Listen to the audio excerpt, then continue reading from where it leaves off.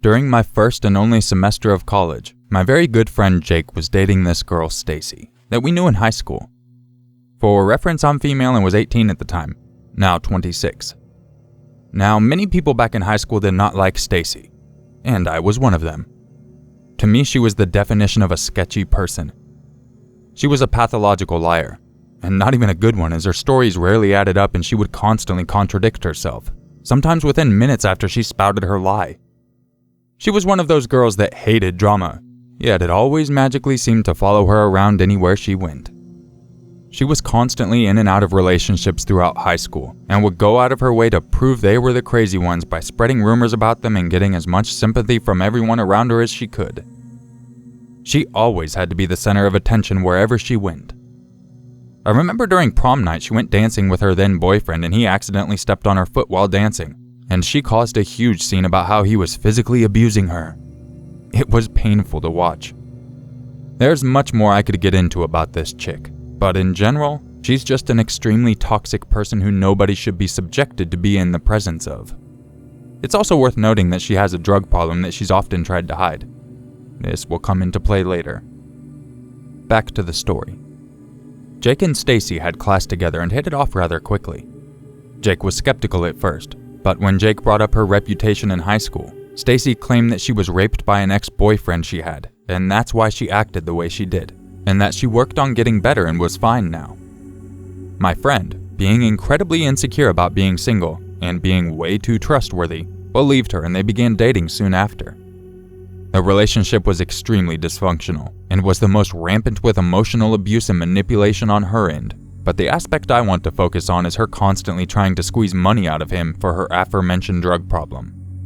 Stacy would constantly ask Jake for small amounts of money here and there, usually ranging between $10 and $20.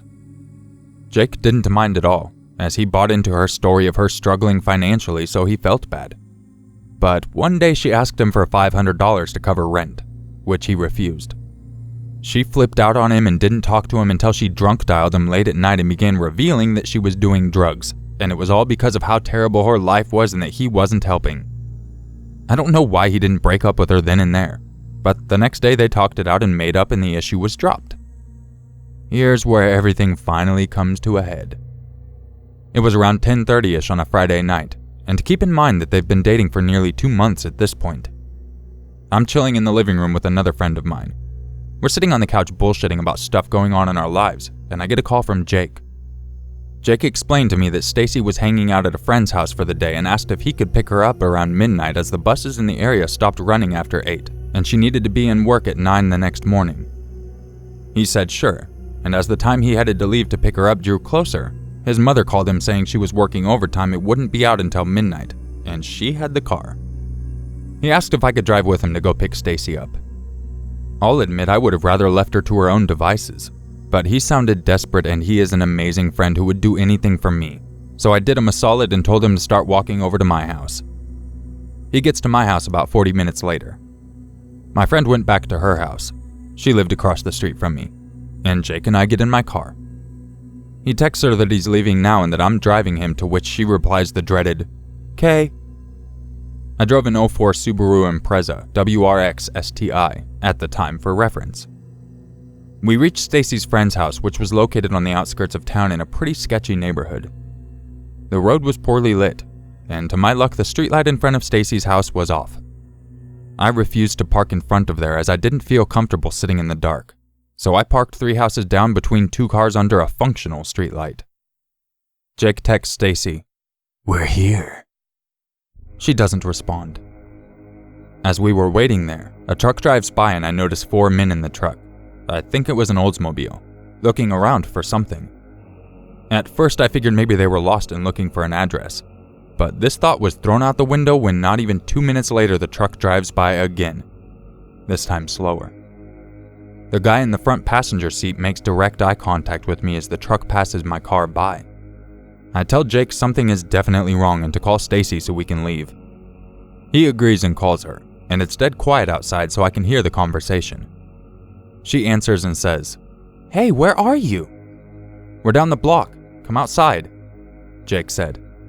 "I'm looking outside and I don't see your car," she answered back. "We're in Shakira's car. It's a gray Subaru," Jake said back, and almost immediately after he said that the phone call drops. Jake just looks at his phone in complete confusion, wondering what the hell is going on. I'm starting to get extremely nervous now, between both the truck that was circling around before and now Stacy's sketchy behavior. I decide that if something's up, I'm not just going to be a sitting duck and stay parked on the road if shit goes south. I pull out of the spot and drive up in front of the house, and as I'm pulling out I hear a vehicle loudly in the distance behind us, and I look in my rearview mirror to see the truck from before now turning quickly driving up the block. I freak out and floor it out of the spot and begin speeding down the block. The truck catches up with me and Jake yells at me to turn and that they're trying to shoot the car. To my horror, I look behind and the guy in the back seat is leaning out the window with a gun in his hand, aiming at the car. I quickly turn and floor it down the road as they struggle to mirror what I did. I made another left turn, narrowly missing an oncoming car, and slammed on the gas. Luckily, I'm halfway down the block by the time they turn onto it. I'm surprised I was driving as well as I was at the time. Jake said I looked extremely calm and determined during all of this, but internally I was freaking out. I was worried they were going to run me off the road or we were going to get a bullet shot through the back of our skulls. I made another left turn and drove like a bat out of hell towards the highway. The truck turned onto the block when I was about a block down, but stopped and turned down another block when I got close to the highway. I turn onto the highway and merge into the next lane. A few minutes pass by with us going back and forth questioning who those guys were and what the hell they wanted, until Jake gets a call on his phone from Stacy. He picks it up, puts it on speaker, and shakingly says hello. "Where are you? I'm fucking waiting here for you," she screams. He explains the situation, to which she proceeds to call him a liar and that he's not actually here and was standing her up. Jake loses his shit and screams at her that he almost got killed and calls her out for her bizarre behavior throughout all of this. She starts yelling again, but she goes silent as we hear a door quickly open and someone loudly yells in the background on the phone, "They got away! Stacy, where the fuck are you?" Silence follows for the next few seconds before she hangs up the phone. Jake and I look at each other and Jake said, "She had something to do with this." Long story short, we spent the entire drive theorizing why this happened, and we think we may have hit what happened. Jake brought up her asking for money before she had asked for the $500. She probably needed the money to pay off a dealer, and when she didn't get it, she had to find another way. We think she set us up to head to that house to pick her up, and those guys were probably the dealer and his buddies, would conveniently show up looking to rob us of everything we had on us, and probably jack the car hoping it would cover her debt. She probably thought Jake was using his car and gave them the description of his car, not realizing we were using my car, which might explain why they circled the block in confusion, and why she hung up the phone immediately after Jake gave her a description of my vehicle, as she probably called them to update them. I dropped Jake off at his house and I went home. I know people say after scary encounters they're always shaken up, and their emotions are running in a million directions, but I was just emotionally drained. I felt like I just couldn't feel anything and just wanted to go home and go to bed, which was what I immediately did when I got home. I filed a police report the next morning on those guys, and they said they'd look into it. But I never heard anything after I filed the report, so who knows what they've been up to ever since. As far as Stacy goes, our theory was further solidified when Jake saw her in class on Monday, where she approached him and berated him for Friday night, claiming she walked all the way home and had her phone and wallet stolen by some druggies. Jake basically called her out on that whole night, claiming she set us up to get robbed, to which she denied and called him crazy. He told her they were done, and she just yelled, "Fine," and walked to the back of the room.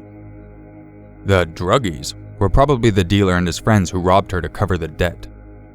To our surprise, she never attempted to contact us again, and kept her distance, probably because she knew we were onto her and wanted to keep the heat off of her. After I dropped out, I never saw her again, and last I heard about her was from Jake, where he told me she developed a long-distance relationship with some guy online and dropped out halfway through the semester to move to Massachusetts to live with him. As far as I know, that's the last anyone I know ever saw or heard from her. Overall, I'm happy I trusted my instincts and picked up on the fact that something was wrong, as this encounter may have been a different outcome. In hindsight, they most likely weren't going to kill us. But that's easier to say after the fact because at the time we didn't know what their intentions were. And for all we know, they may have even had more planned than just to rob us. This was the first of quite a few scary and creepy experiences I've had in my life, and this actually wasn't the scariest one for me. But that's another story for another time. So, Stacy, and the 4 men in the truck.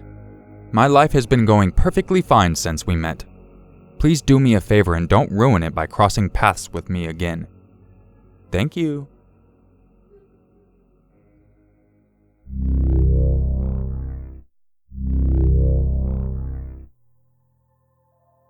I'm a 27-year-old female, but this happened when I was 13.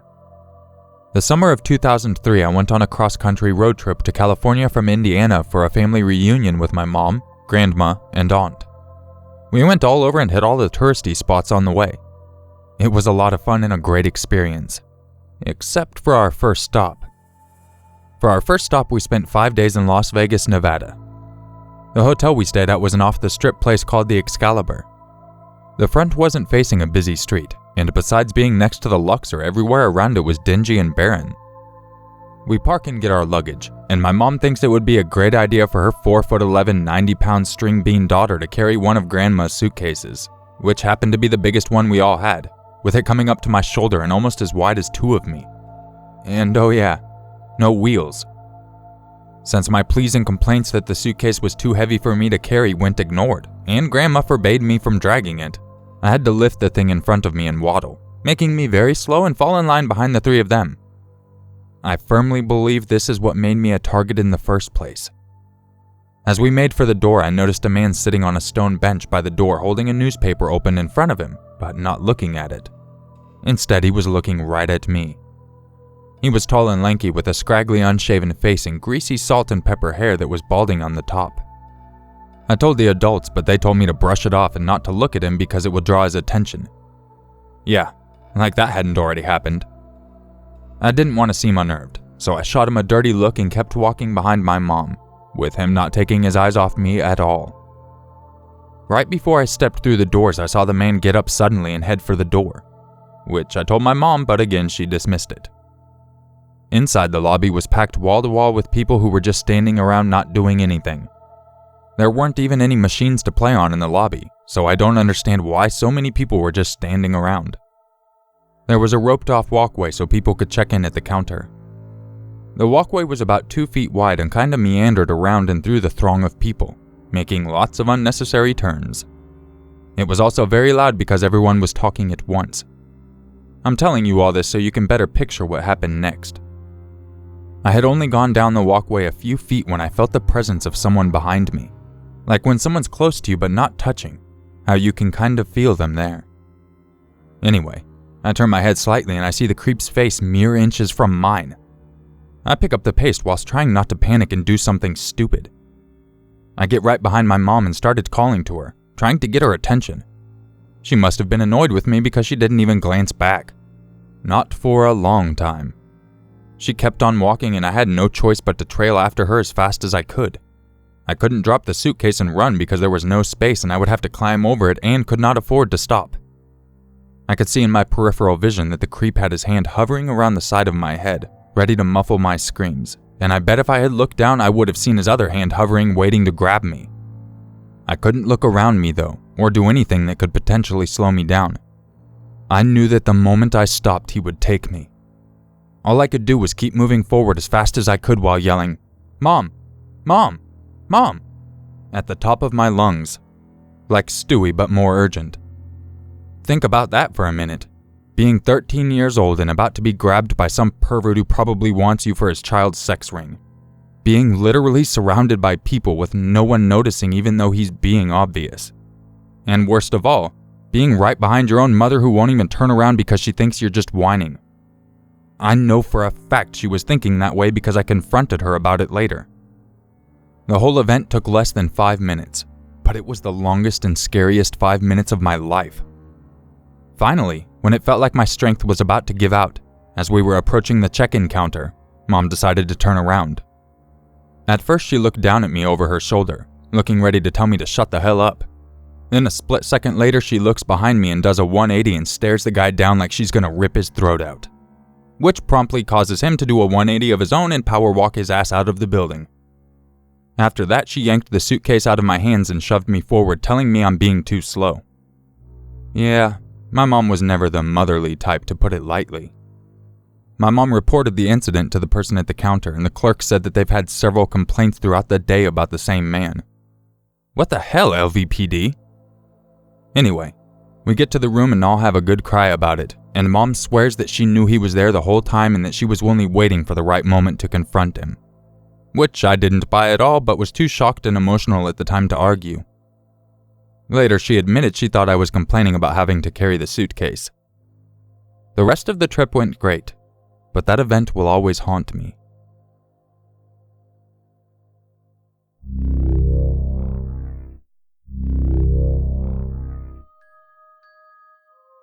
If you enjoyed this video, drop a like, subscribe, share it with your friends. Drop a like, subscribe, then share it with your friends. And if you would like a chance to have your story featured in an upcoming video, make sure you email it to urmaker6260@gmail.com. And if you would like to help support the channel, I highly recommend you check out the sponsor button down by the subscribe button. It will give you a few perks, one of them being a channel badge, which I go on and on about because it's a bad little badge, and I recommend you check it out. You also get early access to my content, and soon we will have emotes. So fortunately, in both these stories, people kept a head on their shoulders. You'd be surprised how many creeps are out there, especially in Vegas too. I live a couple hours from Vegas, so I hear about it a lot. I even had some family out there. They were smart and moved. Shout out to everyone living in Vegas. I appreciate everyone checking out this video, and I will catch you in the next one. And just remember, it's always scarier if it's true. Bad bye.